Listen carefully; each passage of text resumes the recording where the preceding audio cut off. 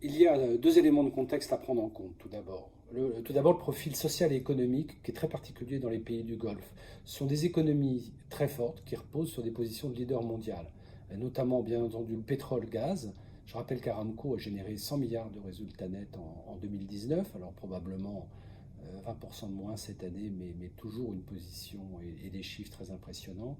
Le commerce international, vous prenez Dubaï Port, 72 ports dans le monde, juste derrière les Chinois, ou le tourisme, l'aérien, avec Emirates, qui est, comme vous le savez, un des leaders mondiaux du transport aérien.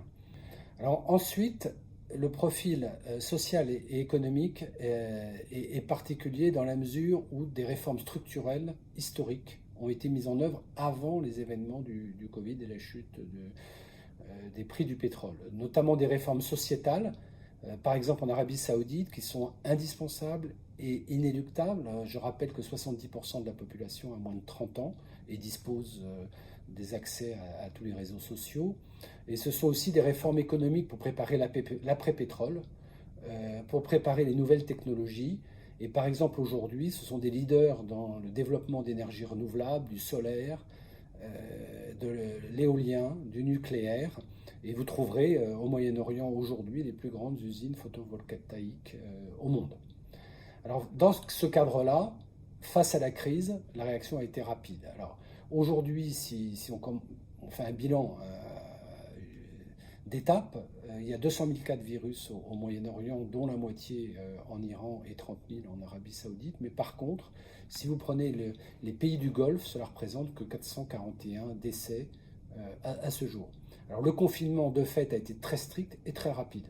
Les fermetures immédiates de toutes les frontières, qu'elles soient terrestres ou aériennes, un couvre-feu extrêmement strict, 24 heures sur 24 en Arabie Saoudite, par exemple à Dubaï à partir de 14 heures, contrôle par téléphone portable, par hélicoptère, par drone, la fermeture de tous les commerces, des sorties limitées uniquement pour les achats alimentaires ou médicaux une fois tous les 3 jours, nettoyage sanitaire total de toutes les rues et maintien néanmoins d'activités vitales comme par exemple les banques ou les grands chantiers qui sont restés actifs.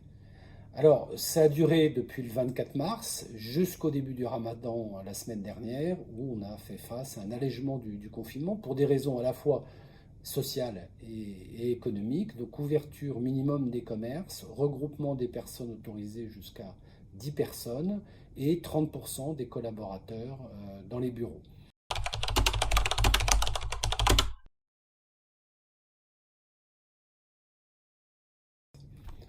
Il faut s'attendre à une contraction des PIB de l'ordre de moins 2 à moins 4% dans la région du Golfe, ce qui se compare à moins 7, moins 9% en Europe. Donc ici, un effet amortisseur, bien entendu, des revenus oil and gas de la région. Dans le contexte de double crise, qui est donc vécu très fortement ici, néanmoins, les ratings des grands pays ont été confirmés, à l'exception des petits pays comme Oman ou Bahreïn, qui souffraient déjà d'un point de vue financier avant la crise et qui, bien entendu, font face à des tensions financières. Alors, dans ce contexte global, les ministères des Finances et les grandes entreprises nationales ont réagi rapidement.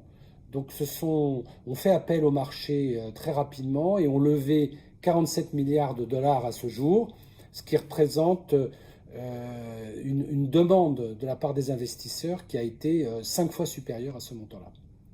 Alors, par ailleurs, des mesures de soutien économique, des stimulus ont été mises en place, mais aussi une plus grande flexibilité du travail. Donc en termes de stimulus, les banques centrales ont apporté plus de 200 milliards de dollars dans le GCC, ce qui a représenté jusqu'à 15% du PIB des pays. Et typiquement, la Banque centrale fédérale des Émirats a mis en place un programme de 100 milliards de soutien aux entreprises, particulièrement pour les ETI, avec des reports d'échéance de crédit, des financements à taux zéro, mais par contre pas de garantie financière comme la France a pu le faire.